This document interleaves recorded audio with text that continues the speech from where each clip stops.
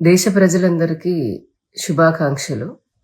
ఎందుకంటే ఒకప్పుడు అతి పేద దేశాల జాబితాలో ఉన్నటువంటి భారతదేశం నేడు 4వ అతిపెద్ద ఆర్థిక వ్యవస్థగా ప్రపంచంలోనే ఎదిగింది అనడంలో ప్రజల పాత్ర కూడా ఎంతో ఉంది.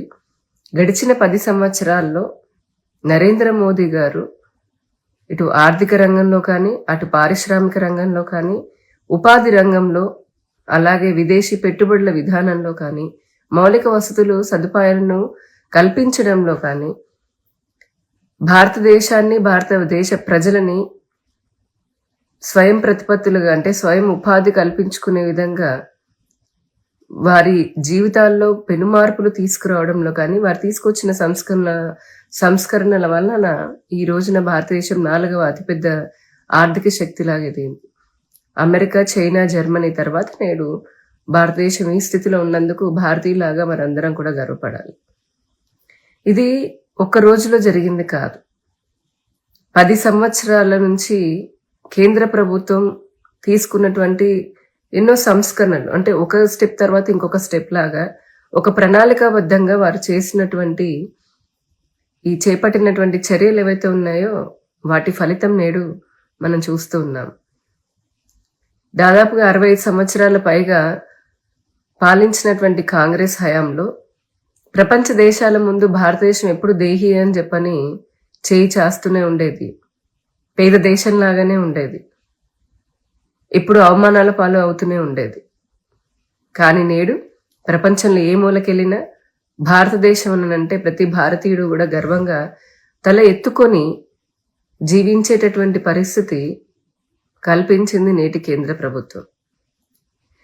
ఇక నరేంద్ర మోదీ గారు ప్రభుత్వం తీసుకున్నటువంటి కొన్ని సంస్కరణలు మనం చూద్దాం.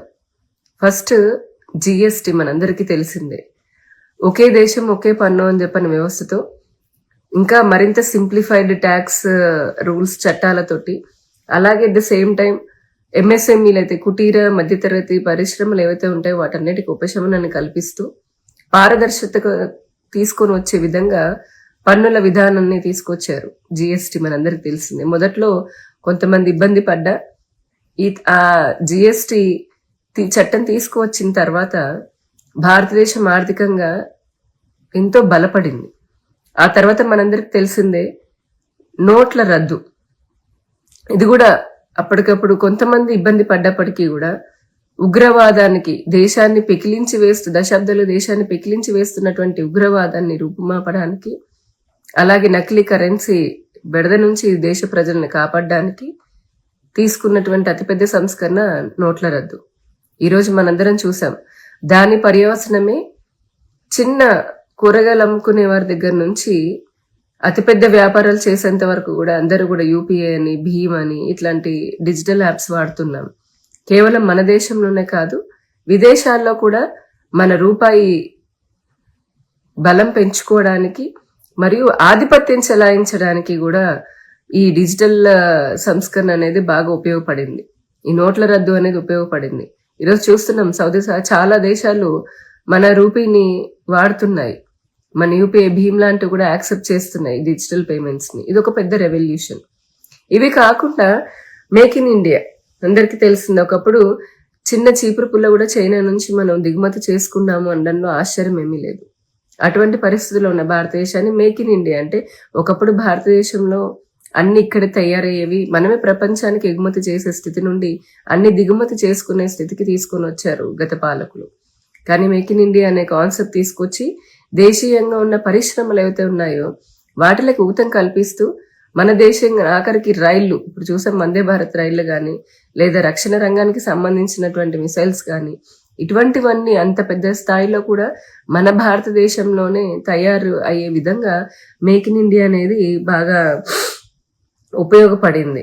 అలాగే మేక్ ఇన్ ఇండియా తోటి విదేశీ పెట్టుబడులు ఏవైతే ఉన్నాయో ఎఫ్డిఐలు అవన్నీ కూడా బాగా పెరగడం జరిగింది. దాంతో స్థానికంగా భారతీయులకి స్వయం ఉపాధి దొరికింది, పెద్ద ఎత్తున ఉపాధి కూడా దొరికింది. ఇక స్టార్టప్ ఇండియా ఒక రెవల్యూషనరీ ఇంప్రూవ్మెంట్ అని అనుకోవచ్చు, యాక్ట్ అనుకోవచ్చు.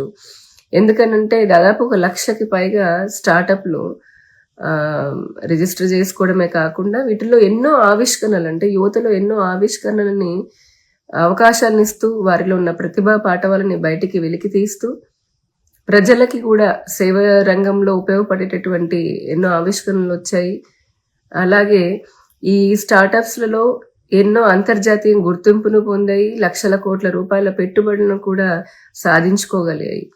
సో మంచి ప్రతిభ ఉన్నటువంటి యువత విదేశాలకి వెళ్లకుండా ఇక్కడే వారు భారతదేశంలోనే ఉండి మన దగ్గరే వ్యాపారం చేసుకున్నందుకు స్టార్టప్ ఇండియా అనేది బాగా ఉపయోగపడింది. అలాగే ఇన్ఫ్రాస్ట్రక్చర్ విప్లవం మనందరం చూసాము.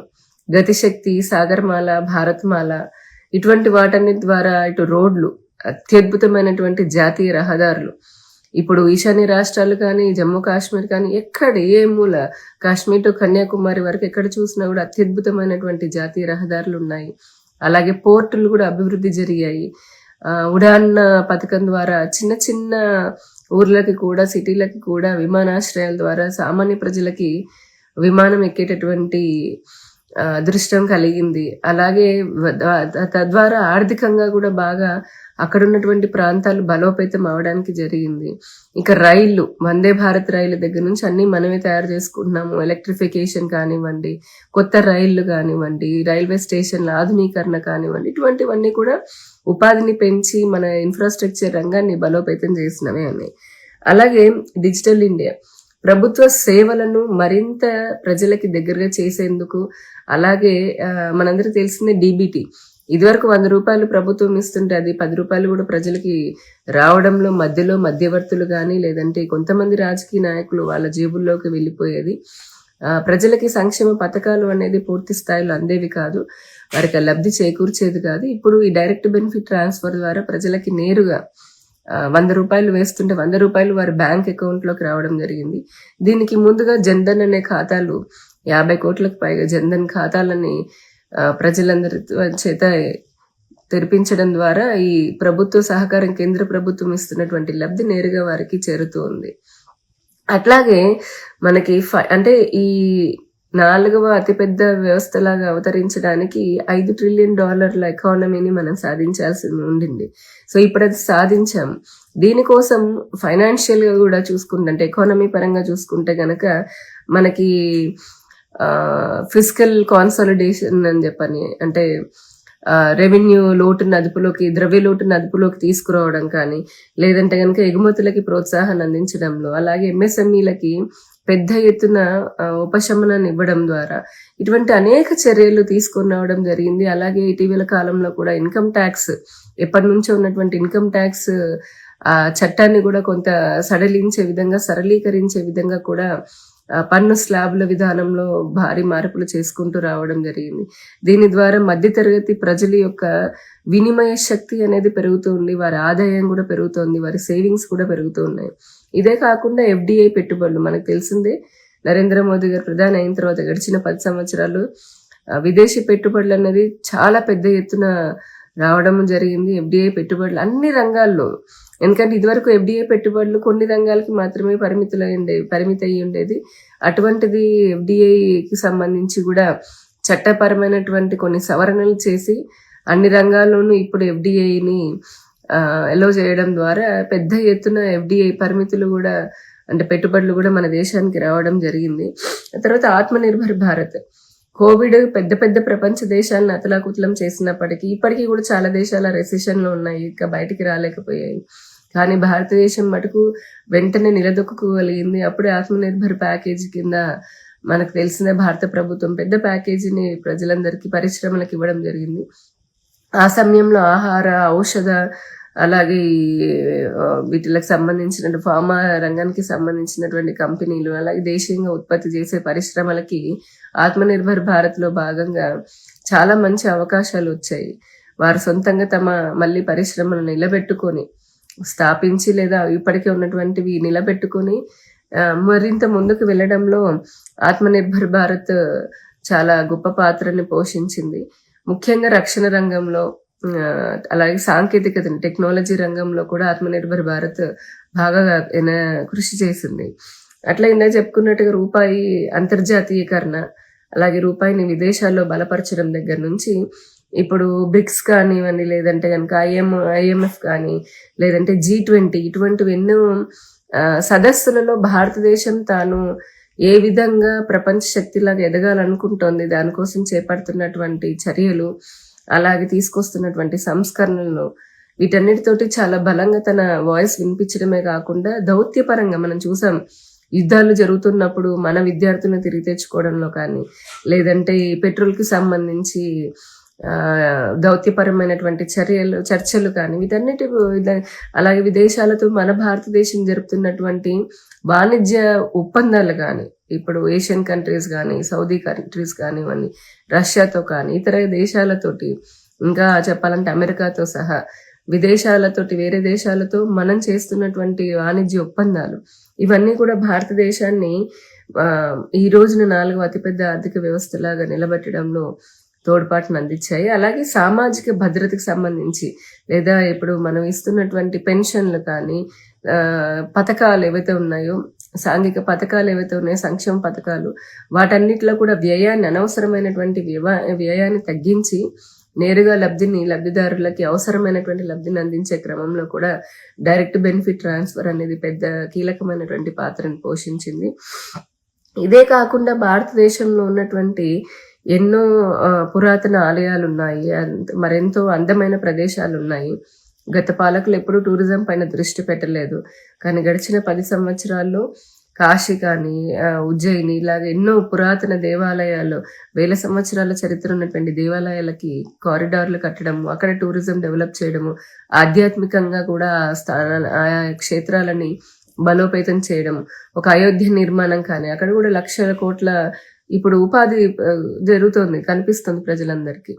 ఇవే కాకుండా కాశ్మీర్ నుంచి కన్యాకుమారి వరకు కూడా అందమైనటువంటి ప్రదేశాలని టూరిజం స్పాట్స్ లాగా ఐడెంటిఫై చేసి కేంద్ర ప్రభుత్వం భారీ ఎత్తున నిధులు ఇవ్వడం ద్వారా విదేశీ పర్యాటకులని, అలాగే దేశీయంగా కూడా పర్యాటక రంగాన్ని ప్రమోట్ చేస్తూ లక్షలాది మందికి ఉపాధిని కల్పించే విధంగా ఇటీవల కాలంలో నౌకలకు సంబంధించి నౌకాభివృద్ధికి, అంటే నౌకా రంగానికి ఊతమిచ్చే విధంగా చాలా, అంటే అది ఎందుకంటే అతిపెద్ద ఉపాధి రంగంలాగా ఎదగబోతోంది. ఇట్లాగా ఎన్నో, ఇవి కొన్ని మచ్చుకి మాత్రమే.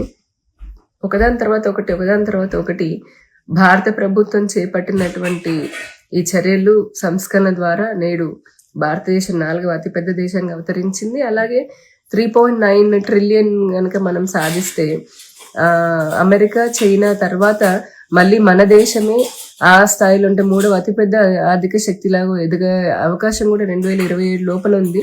భారత ప్రభుత్వం కూడా టార్గెట్ పెట్టుకుంది. జర్మనీని అధిగమించేసి మనము 3వ స్థానంలోకి రావడానికి ఇంకొక 2 సంవత్సరాలు మాత్రమే ఉంది. మనందరం కూడా భారత ప్రభుత్వానికి మన సహకారం ఇస్తూ, మనం కూడా సెల్ఫ్ రిలియంట్, అంటే మనల్ని మనము అభివృద్ధి చేస్తూ పొందుతూ మరింతగా మనం దేశాభివృద్ధిలో కూడా భాగస్వామ్యం అవ్వాలని చెప్పని కూడా కోరుకుంటూ, భారత్ మాతాకి జై, వందే మాతరం.